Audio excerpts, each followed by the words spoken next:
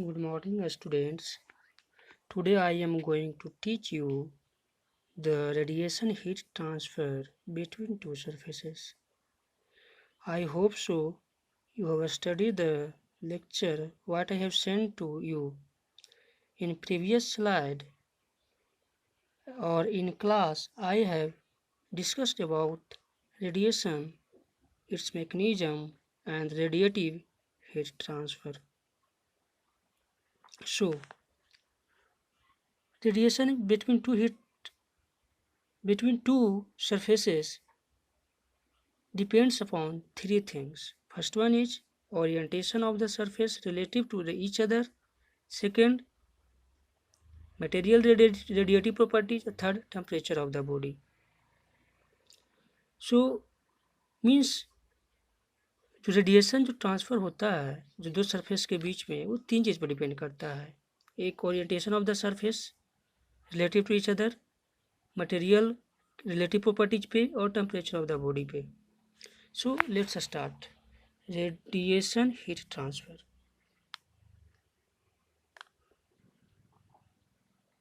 Radiation heat transfer. Radiation heat transfer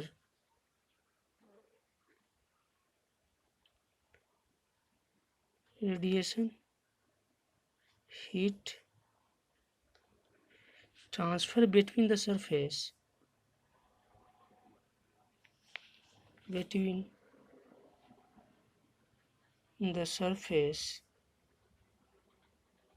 depends upon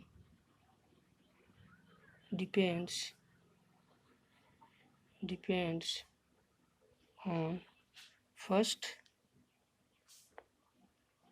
orientation of the surface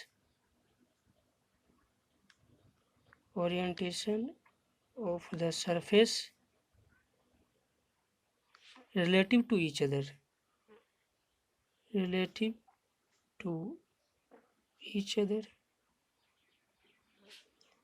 Second, material radiative properties.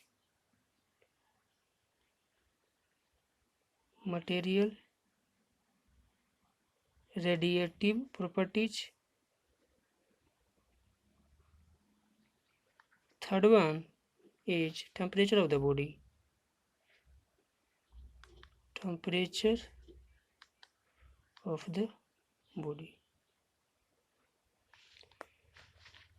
इस figure से समझिए, मान लिया जाए कि एक पॉइंट सोर्स है, इसमें दो ऑब्जेक्ट को मैं रखा हूँ. एक ऑब्जेक्ट जो है परपेंडिकुलर है, इस डायरेक्शन रखा हुआ,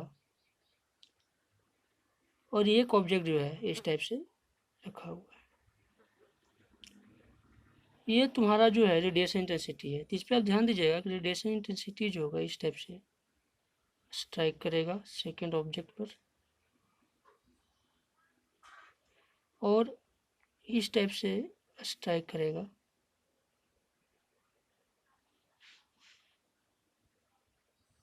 फ्रॉम फिगर पॉइंट सोर्स.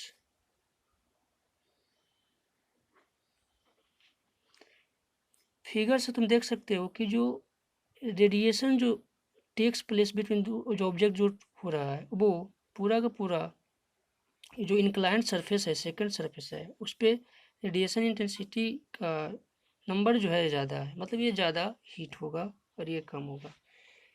एक एग्जांपल से समझाना चाहता हूँ कि अगर कोई भी आदमी धूप में खड़ा है, एक लंबत मतलब पैर के सहारे खड़ा है, एक जो है लेटा हुआ है, मतलब हॉरिजॉन्टली जो है वो सोया हुआ है.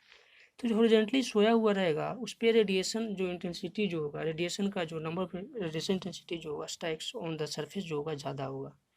मतलब कहने का मतलब ये हुआ कि जो रेडिएशन हीट ट्रांसफ़र जो होता है वो डिपेंड्स करता है व्यू फैक्टर, जिसको जो ओरिएंटेशन जो होता है या configuration of the body, configuration of the surface, geometry of the surface. तो इसमें orientation of the surface relative to each other को हम लोग व्यू फैक्टर बोलते हैं. बहुत इंपॉर्टेंट टर्म है व्यू फैक्टर. इसी को जो बोलते हैं the dependence of rotation, the dependence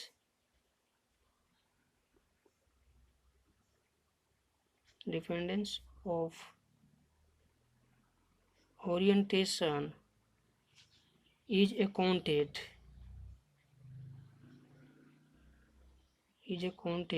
as view factor. View factor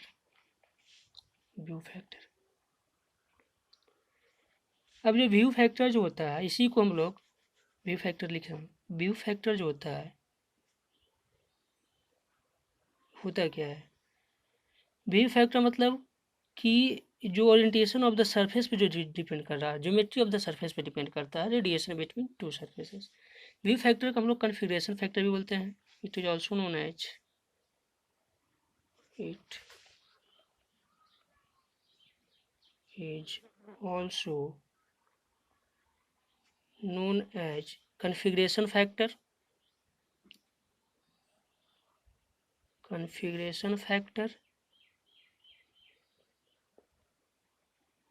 geometry factor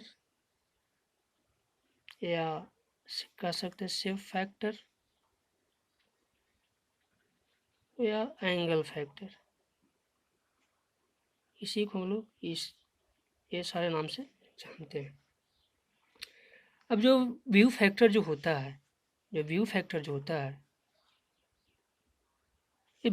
क्या है, ये ज्योमेट्रिक क्वांटिटीज है। मतलब अगर आपको सर्कुलर कोई शेप है, एक रेक्टेंगुलर शेप है, तो जो सर्कुलर शेप का जो होगा उसका व्यू फैक्टर का वैल्यू कुछ और होगा। रेक्टेंगुलर शेप का यदि कोई ऑब्जेक्ट है उसका व्यू फैक्टर का वैल्यू कुछ और होगा। तो इसको हम कह सकते हैं कि प्योरली व्यू फैक्टर जो है प्योरली ज्योमेट्रिक क्वांटिटी है। ज्योमेट्री क्वांटिटी है ये जो व्यू फैक्टर जो होता है। अब ये व्यू फैक्टर तुमको टेम्परेचर पे डिपेंड नहीं करता है, ये इंडिपेंडेंट होता है। इंडिपेंडेंट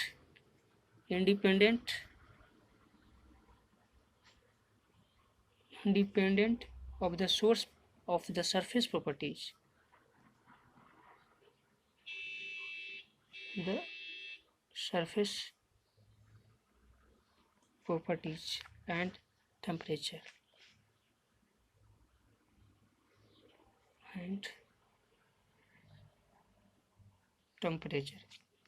देखो सरफेस प्रॉपर्टीज मतलब कहने का मतलब ये हुआ कि एल्युमिनियम का होगा, अगर कोई कॉपर का है तो इसके सरफेस प्रॉपर्टी पे डिपेंड नहीं करेगा। इसके एल्युमिनियम का शीट जो है या तो वो सर्कुलर है या तो वो रेक्टेंगुलर है, उसके ज्योमेट्री पे डिपेंड करेगा, ना कि उसका प्रॉपर्टीज पे, थर्मल कंडक्टिविटी पे डिपेंड नहीं करेगा। ये व्यू फैक्टर जो आपका जो होता है दो टाइप का होता है। व्यू फैक्टर जो होता है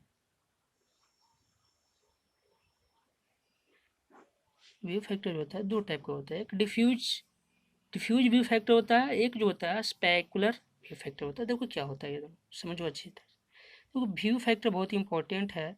अगर व्यू फैक्टर क्वेश्चन आते हैं इससे भी तुमको समझ में आना चाहिए, क्योंकि जितने भी रियल बॉडी जो हैं वो व्यू फैक्टर पे डिपेंड करता है उसका। तो व्यू फैक्टर जो होता है डिफ्यूज व्यू फैक्टर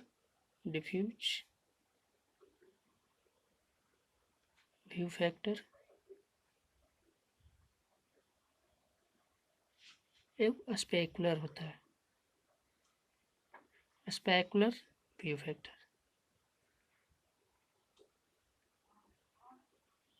देखो डिफ्यूज के बारे में आप लोगों को पता होगा, मैंने क्लास में भी डिस्कस किया हूँ। डिफ्यूज व्यू फैक्टर का मतलब हुआ कि डिफ्यूज होता है इंडिपेंडेंट फ्रॉम द डायरेक्शन, मतलब कि जो भी रेडिएशन इंटेंसिटी जो होता है informally distributed in all direction होगा।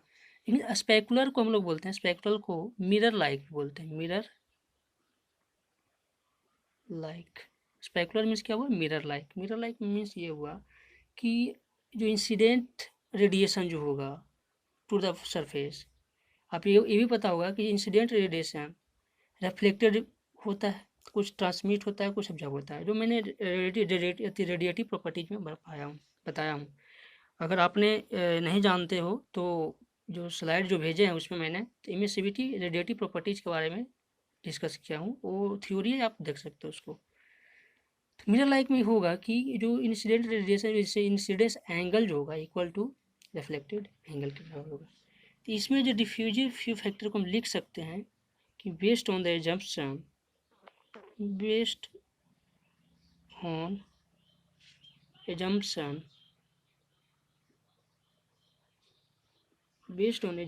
that surface or diffuse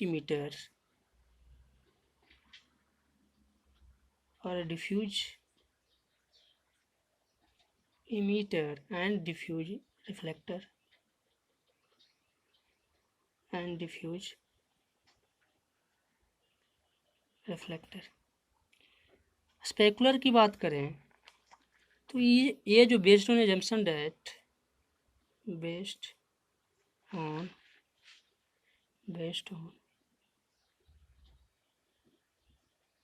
assumption that surface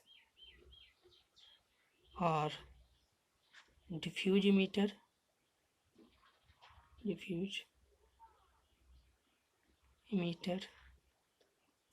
and specular reflector अगर इसको फिगर से आप समझना चाहो तो मान लिया जाए कि अगर ये वो सरफेस है, ठीक है, इधर से अगर कोई इंसिडेंट रेडिएशन आ रहा है तो ये जो रिफ्लेक्टेड जो होगा यूनिफॉर्मली ऑल डायरेक्शन में डिस्ट्रीब्यूटेड होगा। तो इसको हम लोग डिफ्यूजिव रिफ्लेक्टर बोलेंगे और डिफ्यूज इमीटर बोलेंगे। ये मेरा हो गया इंसिडेंट रेडिएशन।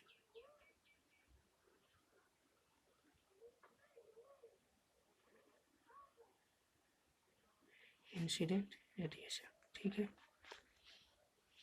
अगर स्पेकुलर की बात करें, मान लिया जाए कि आपको ये कोई ऑब्जेक्ट या मिरर लाइक स्ट्रक्चर है, इस पे यदि कोई इंसिडेंट कर रहा है, इंसिडेंट रे आ रहा है, इंसिडेंट रे, तो आफ्टर स्ट्राइकिंग द ऑब्जेक्ट ये जो होगा इस टाइप से रिफ्लेक्टेड होगा, रिफ्लेक्टेड रे। तो इसका जो नॉर्मल से एंगल जो होगा इक्वल होगा, incidence angle is equal to incident reflected angle. तो कह सकते हैं फिगर से कि अगर इस टाइप से हो रहा है तो इसको हम लोग बोलेंगे स्पेकुलर रिफ्लेक्टर। आई थिंक इतना बातें आप लोग को समझ में आया होगा, ठीक है। अब देखिए ये जो हुआ व्यू फैक्टर, तो व्यू फैक्टर जो होता है रिलेटिव वर्ड होगा। आपको इतना तो समझ में आना चाहिए कि with respect to other surface हम लोग डिफाइन करते हैं।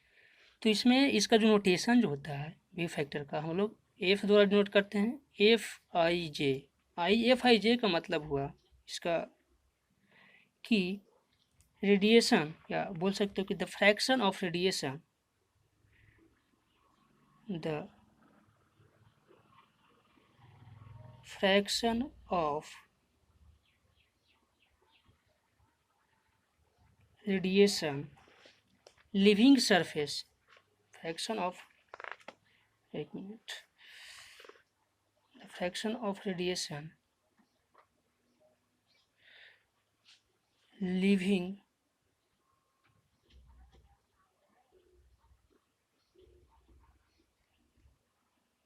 लिविंग सरफेस आई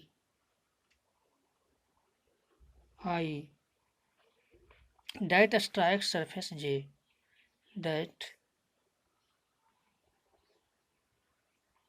strikes surface J directly।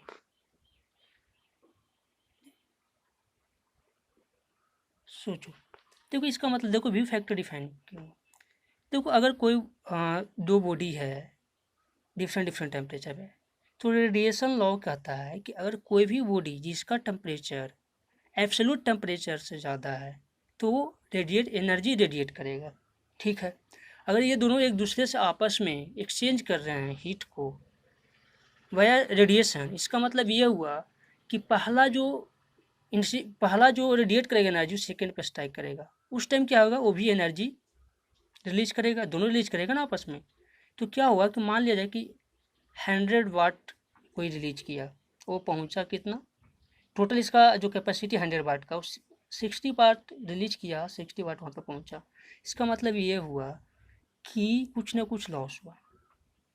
तो उसी को हम लोग जो लॉस हो उसको व्यू फैक्टर जो होगा कि मतलब कि फ्रैक्शन ऑफ एनर्जी जो रेडिएट कर रहा है फ्रॉम ओवन द सरफेस, कितना स्ट्राइक कर रहा है, जो स्ट्राइक कर रहा है सेकंड पे।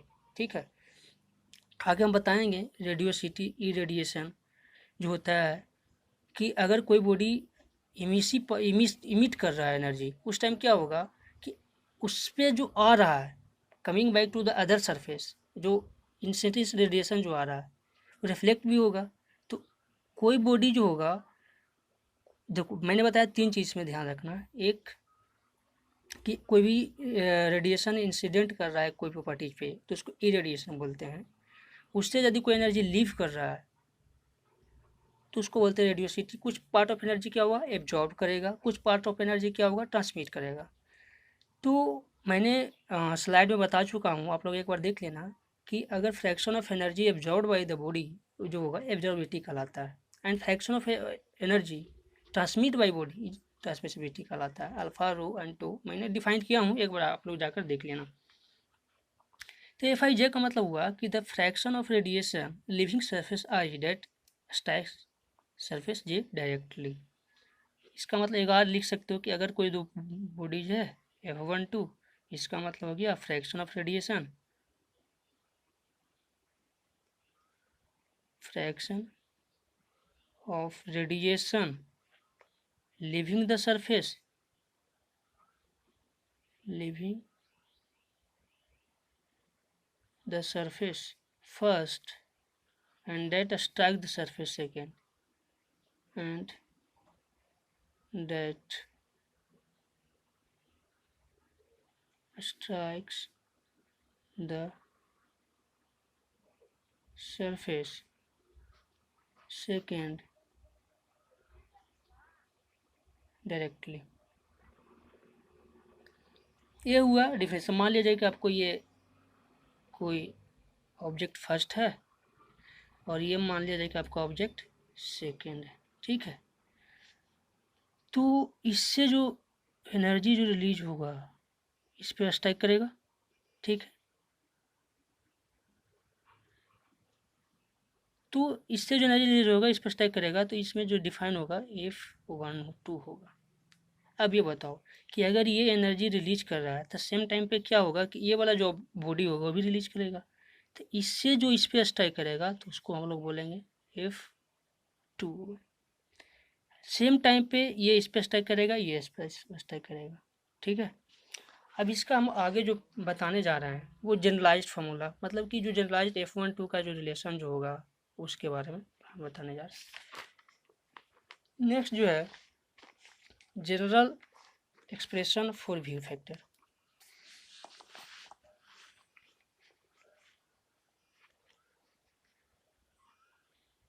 जनरल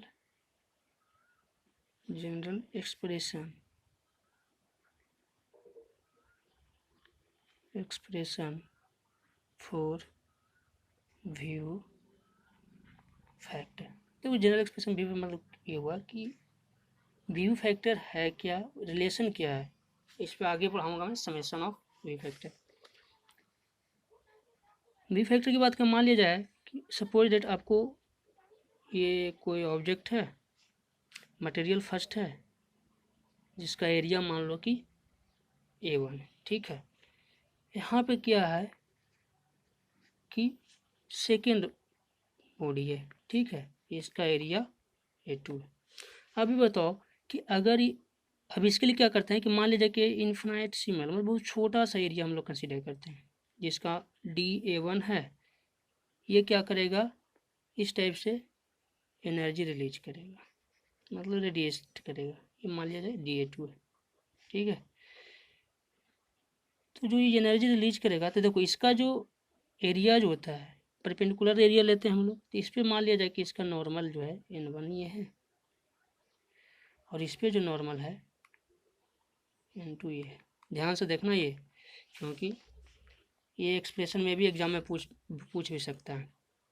तो अब ये बताओ कि मान लिया जाए इसके रिस्पेक्ट में इसको निकाल रहे हैं, तो ये क्या होगा, ये एरिया का इस पे एंगल बनाएगा।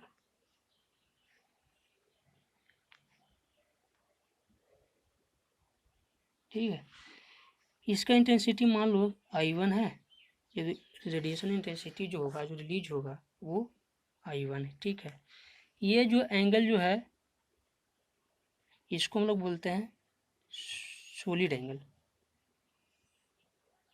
सॉलिड एंगल आप लोग पढ़े होंगे। सॉलिड एंगल को जो होता है उसका यूनिट स्टेडियन होता है। जैसे मान लिया जाए कोई भी एरिया या प्लेन चीज़ है, तो उसको हम लोग प्लेन एंगल डिफाइन करते हैं। लेकिन जो ये जो होता है सॉलिड बॉडी होता है, जैसे मान लिया जाए प्याज, आपको ओनियन आपने देखा होगा, तो ओनियन में क्या होगा, स्फेरिकल कोऑर्डिनेट सिस्टम को यूज करते हैं उसको। तो उस केस में कि उसको सॉलिड चीज़ को हम लोग सॉलिड एंगल के द्वारा, जो एंगल बनाता है सॉलिड एंगल, मान लीजिए जैसे एरिया द्वारा एंगल जो बना रहा है सॉलिड एंगल का। अब मान लिया जाए कि इसका जो इंसिडेंस जो है नॉर्मल टू एंगल जो बना रहा है ये थीटा है, और थीटा 1 है, और ये नॉर्मल टू एंगल जो ये है थीटा 2 है। ठीक है, अब बताओ कि ये जो सॉलिड एंगल बना रहा है कौन बना रहा है, सेकेंड ऑब्जेक्ट बना रहा है। किस पे बना रहा है, फर्स्ट पे, तो हम इसको d⍵2₁ भी लिख सकते हैं। ठीक है, यहाँ लिख दो कि बाकी देख लेना, इसका जो मैं डेरिवेशन जो है और इसका जो पूरा मैं स्लाइड में डाल दिया हूँ, स्लाइड में जाके आप लोग लिख लेना। इसमें समझने के लिए मैं थोड़ा समझा दे रहा हूँ कि इस फिगर में क्या क्या लेना है, क्या क्या करना है। d⍵2₁ जो है सॉलिड एंगल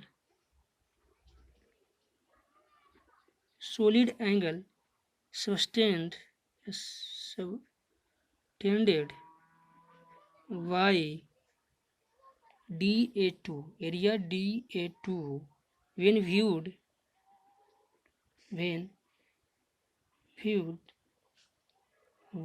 by dA1। देखो ये एरिया के थ्रू जो एरिया है इससे बनाया, किस पे बना रहा है, तो एरिया dA1 पे। कहाँ से हम लोग देख रहे हैं, यहाँ से देख रहे हैं। तो ये जो आपका जो हुआ d⍵2₁ जो हुआ सॉलिड एंगल पर। ठीक है, अभी बताओ आपको इसमें एक और चीज़ बात याद रखना है कि जो सॉलिड एंगल d⍵2₁ जो होता है वो डिपेंड करता है एरिया पे, डिस्टेंस पे। मान लीजिए आपका डिस्टेंस, दोनों के बीच का डिस्टेंस क्या है, r है। तो जो सॉलिड एंगल d⍵2 जो होता है वो डिफाइन होता है dA नॉर्मल एरिया डिवाइडेड। देखो जितना भी चीज़ जो है ना, डी क्यों लिख रहे हैं, छोटे चीज़ के लिए बात कर रहे हैं। इस चीज़ को मैं इंटीग्रेट करके मतलब पूरा जो एरिया है उस पर करेंगे। तो dN जो होगा डिवाइडेड r² होता है, याद रखना। ये सॉलिड एंगल का डेरिवेशन में बताऊंगा नहीं, क्या है कि मैं उसको भेज चुका हूँ आपको स्लाइड में। सॉलिड एंगल देखना कि जो मैं एक स्फेरिकल कोऑर्डिनेट सिस्टम भेज रहा हूँ तो उसमें होगा।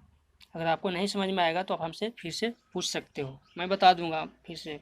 लेकिन ये याद रखो कि जो सॉलिड एंगल जो होता है वो नॉर्मल एरिया डिवाइडेड दोनों के बीच का डिस्टेंस का स्क्वायर होता है। ठीक है, अब यहाँ देखो इस पे क्या होगा, इंटेंसिटी I1 है, तो ये इस डायरेक्शन में इंटेंसिटी कितना होगा, I1 cos θ1 हो जाएगा। यहाँ से इसको जब हम इसका कंपोनेंट लेंगे तो I1 cos θ1 होगा, यही ना स्ट्राइक करेगा इस पर। ठीक है, I1 cos θ1। अब सोचो कि एक इंटेंसिटी ऐसा ऐसा इस पे जो छोटा जो एरिया है इस पर लंबा लंबा इससे बहुत होगा इंटेंसिटी रेडिएशन। तो टोटल एरिया के लिए निकालेंगे तो I1 cos θ1 इंटू d1 हो जाएगा, होगा।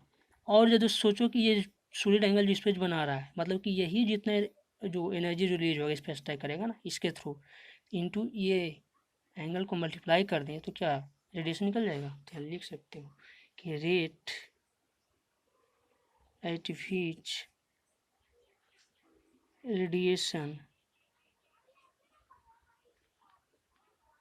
leaves the surface dA1 area dA1 in the direction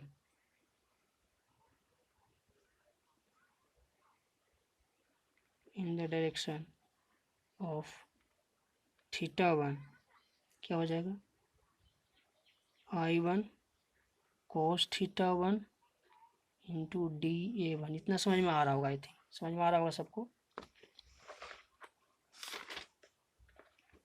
ठीक है। तो जो, एक मिनट,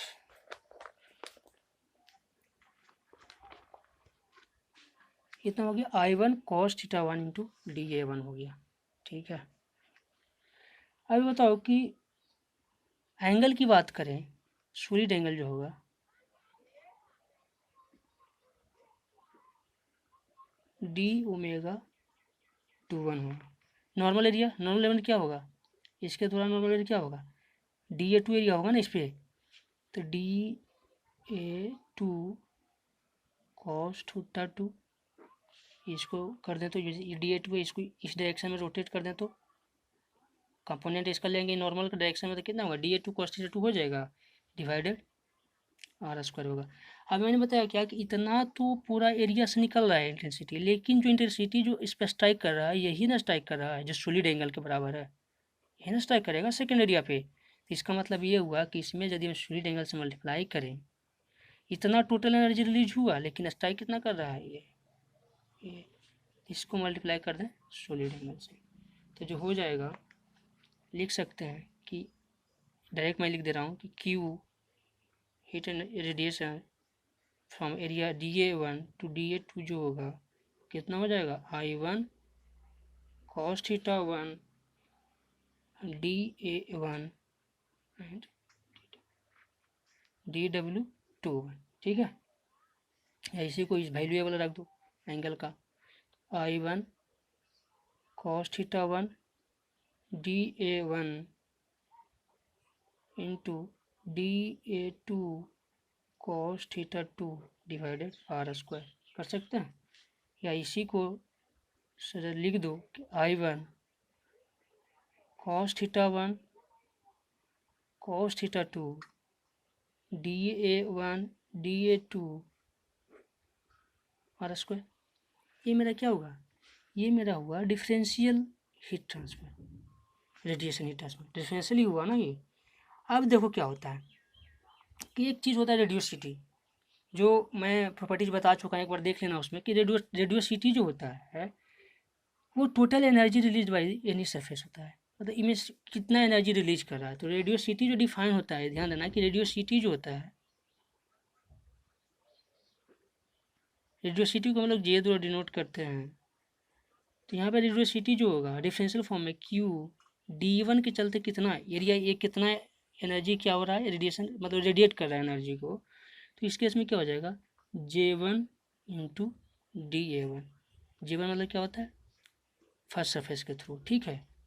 तो J1 इंटू D1, J1 जो होता है पाई I1 इंटू D1, याद है ये आपको रेडियोसिटी के लिए बताए हैं, उसमें देख लेना, नहीं होगा तो फिर आगे नेक्स्ट वीडियो में बता दूंगा रेडियोसिटी प्रॉपर्टीज के बारे में, कि जो रेडियोसिटी जो होता है जे जो होता है, रेडियोसिटी जे बराबर जो होता है पाई इंटू आई होता है। आई क्या है, इंटेंसिटी ऑफ रेडिएशन है, ठीक है, पाई इंटू आई होता है। तो यहाँ पाई फर्स्ट के चलते करा था, पाई इंटू आई 1 हो गया। अब टोटल एरिया के लिए कितना हो रहा है DA1, तो टोटल एरिया पे मल्टीप्लाई कर दिया, ठीक है। अब इतना एनर्जी ये रिलीज कर रहा है, लेकिन ये पहुंच कितना रहा है Q D1 इतना पहुंच रहा है। तो क्या मैंने क्या बताया कि फ्रैक्शन ऑफ एनर्जी या fraction of radiation leaves from the surface 1 and strike to the surface 2 is known as view factor या शेप फैक्टर। तो क्या इसे डिवाइड कर दें, तो जो डिफरेंशियल फॉर्म में जो आपका जो हो जाएगा डी एफ जो हो जाएगा रेडिएशन में DF का, दो DA1 टू DA2 जो हो जाएगा डिफरेंशियल फॉर्म में, जो व्यू फैक्टर जो हो जाएगा वो हो जाएगा Q DA1 से DA2 डिवाइडेड Q DA1 हो जाएगा। अब इसको लिखोगे तो कितना हो जाएगा I1 cos theta 1 cos theta 2 DA1 DA2 divided R², ये वाला वैल्यू रख दें पाई 1 पाई i1 dA1। देखो dA1 से D1 कैंसिल हो गया, I1 से I1 कैंसिल हो गया, तो कितना हो जाएगा cos θ1 cos θ2 dA2 by pi R square. ये मेरा हो गया क्या, डिफरेंशियल वी फैक्टर। ठीक है, अब इसको इंटीग्रेट करेंगे तो निकलेगा। चलो नेक्स्ट, अब इसी में हमको क्या करना है कि अभी देखो ये ध्यान देना कि अगर ये फर्स्ट सरफेस के द्वारा सेकंड पे हो रहा था, सिमिलरली जैसा ये करेगा वैसा ही बिहेव ये करेगा, सेकंड से इस पर स्ट्राइक करेगा, ये इस पे एंगल बनाएगा, तो जो यहाँ पे उल्टा हो, यहाँ पे DA2 आ रहा है तो यहाँ पे क्या आ जाएगा DA1 आ जाएगा। ध्यान देना, तो उसको मैं फिर से डिविएशन नहीं करूँगा, डायरेक्ट मैं उसको लिख दूंगा, क्या है कि वीडियो भी थोड़ा सा लंबा होते जा रहा है, तो ये चलते बाकी मैं स्लाइड भेज दूंगा, ये समझने के लिए कर रहा हूँ, बाकी आप वहाँ पे जाकर देख लेना, प्रॉब्लम हो तो फिर से पूछ लेना। तो टोटल रेडिएशन जो होगा, अब total radiation leaves the entire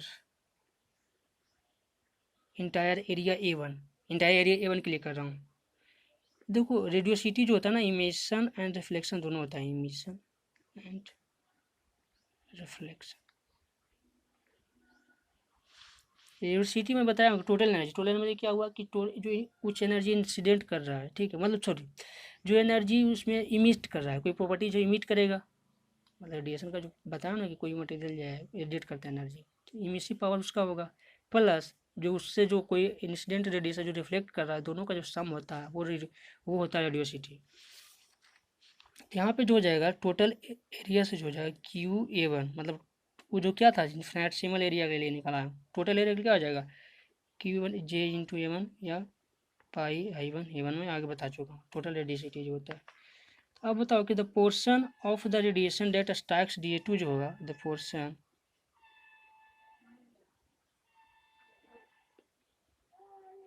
of radiation that strikes DA2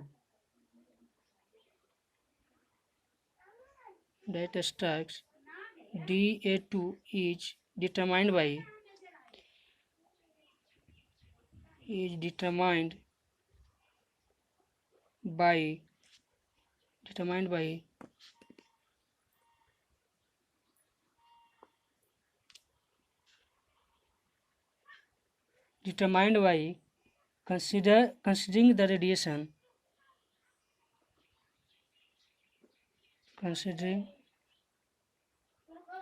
the radiation that leaves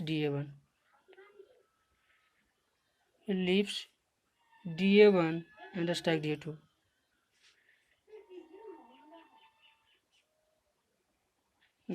इसको लिख सकते हैं QA1 इंटीग्रेट में कर दे रहा हूँ, सिर्फ जो पहले जो ड्राइव किया उसी को इंटीग्रेट कर दे रहा हूँ, ठीक है। एरिया A1 के लिए Q DA1 DA2 इंटीग्रेट कर दो, एरिया 1 के लिए I1 cos θ1 cos θ2 DA2 by R square into total area D1 के लिए कर दूँ इंटीग्रेट, ठीक है। तो यहाँ पे F1 जो हो जाएगा, इसको भी डिफ्रेंशिएट करना पड़ेगा, FA1 तो A2 जो हो जाएगा QA1 to A2 divided QA1 total energy release. तो इसको जब करोगे ये हो जाएगा क्या 1/A1, टोटल एरिया से डिवाइड कर दें, divided A2 A1 cos θ1 cos θ2 DA1 DA2 by pi R square. देखो मैं क्या कुछ नहीं किया हूँ, जो पाई I1 A1 का जो वैल्यू है QA1 पाई 1 I1 A1 का वैल्यू ये इसमें डाल दिया हूँ, इस पर डिवाइड कर दिया हूँ, ठीक है, और टोटल एरिया पे इंटीग्रेट कर दिया हूँ, तो आपको ये आ जाएगा। सिमिलरली यदि F12 हो गया तो F21 क्या हो जाएगा, F21 जो हो जाएगा, ध्यान देना कि F12 है तो A1 एरिया से डिवाइड हो रहा है, अगर F2 1 है तो सेकेंड एरिया जो होगा रेडियोसिटी प्रोवाइड करेगा तो यहाँ A2 से डिवाइड हो जाएगा, समझ रहे हो। तो यहाँ पे हो जाएगा 1/A2 A1 बाकी सेम रहेगा आपका cos θ1 cos θ2 dA1 dA2 divided पाई r²। ठीक है। अब यहाँ पे ध्यान दीजिए, ऐसा करते हैं कि अगर इसको हम इतना वाला, ये टर्म तो क्या है, सेम है, ये टर्म और ये टर्म क्या है, सेम है। तो ये दोनों को यदि मल्टीप्लाई करते हैं, इसमें फर्स्ट वन को A1 से मल्टीप्लाई करते हैं, इसमें A2 से मल्टीप्लाई करते हैं, तो क्या होगा, ये दोनों इक्वल हो जाएगा। तो इसको A1 से मल्टीप्लाई करोगे तो मतलब ये हुआ कि A1 F12 equal to A2 F21। बहुत इंपॉर्टेंट, इसी को हम लोग बोलते हैं रेसिप्रोकेटिव थ्योरम, रेसिप्रोसिटी थ्योरम, याद रखना ये, इसका ही यूज आएगा। बाकी ये तो डेरिवेशन था, इसका नहीं यूज आएगा। मतलब ये हुआ कि अगर कोई, यहाँ पे ध्यान देना कि अगर कोई ये फर्स्ट ऑब्जेक्ट है, फर्स्ट मटेरियल है, इससे एनर्जी रेडिएट कर रहा है, सेकेंड है, इसका एरिया A1 है, इसका एरिया A2 है, तो ध्यान दे, याद रखने का तरीका कि A1 से जो एनर्जी रिलीज हुआ तो इसका व्यू फैक्टर क्या होगा, F12 होगा, इससे भी तो एनर्जी रिलीज होगा ना, तो ये क्या होगा, F21 हो गया। तो A1 into product of F12 equal होगा A2 into product of F21। मतलब ये, यहाँ से आप इसी को बोलते हैं रेसिप्रोकेटिंग थ्योरम। ठीक है। इसमें कुछ याद करने वाले हैं, याद कर लेना कि नोट करके मैं दे रहा हूँ, इसी का यूज आएगा अगर क्वेश्चन सोल्व करेंगे तो। पहला जो प्लेन सरफेस जो होता है, कोई भी प्लेन सरफेस है, इस टाइप से प्लेन सरफेस जो होगा, तो उसका जो view factor with respect to itself, मतलब F11 जो होगा वो क्या होगा, 0 होता है। देखो 0 का मतलब ये हुआ, यदि कोई व्यू फैक्टर 0 है, इसका मतलब ये हुआ कि उससे जो रिलेटेड जो रेडिएशन एनर्जी है किसी दूसरे मटेरियल पे स्ट्राइक नहीं कर रहा है। ठीक है, ये चलते उसका वैल्यू 0 है। तो इसको मैं आगे में लिख दूंगा उसका भी। ये मेरा प्लेन सरफेस के लिए, प्लेन सरफेस के लिए इसको तो याद ही कर लेना एकदम, F11 का वैल्यू जो होगा 0 होगा, मतलब कि यदि फर्स्ट है इसके सेल्फ क्या होगा, 0 होगा। दूसरा जो होता है 0 वो होता है कन्वेक्स सरफेस के लिए। यदि आपको एक कन्वेक्स सरफेस है, देखो इसमें ध्यान देना, ये नीचे वाला पॉलिश किया हुआ है, ऊपर से रिलीज हो रहा है, तो इससे जो एनर्जी जो रेडिएट होगा, तो इसका जो व्यू फैक्टर, मान लो कि सेकेंड बॉडी है, तो इसका जो इटसेल्फ क्या होगा, F22 अपना इसका इटसेल्फ होगा, F22 जो होगा 0 होगा। ठीक है। अगला मान लो कि तीसरा जो है कनकेव सरफेस है, कनकेव मतलब कि इसका जो अंदर वाला पोर्शन जो है वो एनर्जी रेडिएट कर रहा है, तो देखो कहीं ना कहीं ये टकराएगा। ठीक है, इससे टकराएगा सरफेस से, तो इस केस में आपको F33 जो होगा नॉट 0 होगा।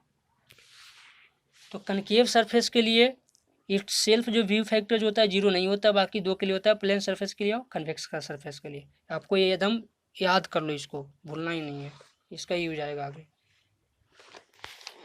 चलो ठीक है, थैंक यू। अगर आपको इसमें आप कोई प्रॉब्लम होगा, आगे मैं बताऊंगा समेशन रूल, तो आगे इतना पढ़ो। अगर कोई प्रॉब्लम होगा तो मैं फिर से दूसरा लेक्चर नेक्स्ट डे में डालूँगा।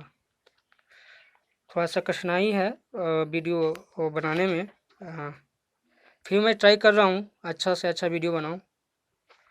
चलो ठीक है, ओके, थैंक यू।